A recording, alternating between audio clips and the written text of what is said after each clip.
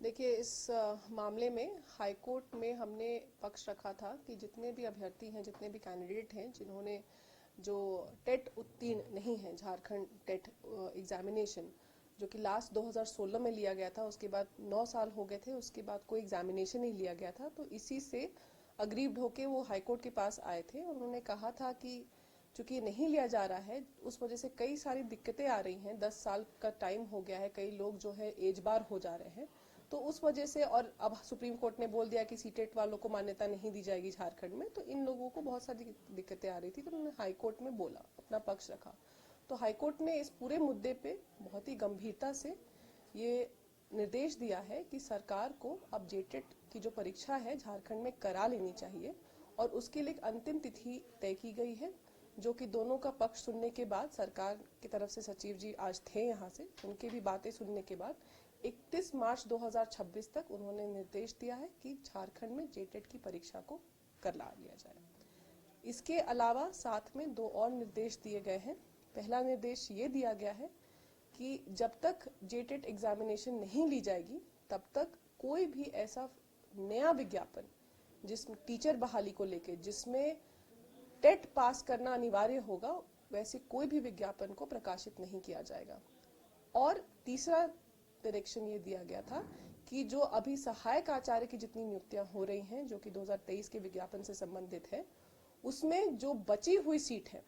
उसमें भी कोई भी अभी आप भरने की प्रक्रिया नहीं लेंगे। जो भर गए हैं, जिनका अपॉइंटमेंट हो गया है, जो प्रक्रिया कंक्लूड हो गई है, उसमें उन्होंने कोई बोला कि इसमें कोई दिक्कत नहीं है, लेकिन जो बचे हुए सीट है उसमें कोई भी आप प्रक्रिया नहीं शुरू करेंगे जेटेट के, जब तक आप एग्जामिनेशन नहीं ले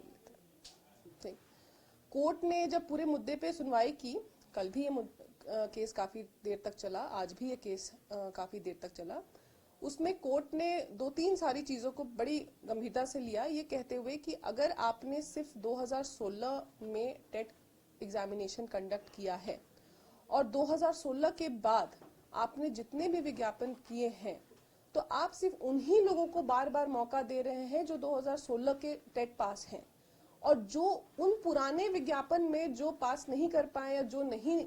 उत्तीर्ण हो पाए, आप फिर से उन्हीं लोग को मौका दे रहे हैं। और जो नए लोग हैं, हाईकोर्ट ने एक बड़ा अच्छा वर्ड यूज किया, फ्रेश ब्लड। उन्होंने कहा कि जो नए लोग हैं, जिनकी रिक्वायरमेंट है आज की डेट में, जो अच्छे से पढ़े हुए, 16 के बाद पढ़े हुए,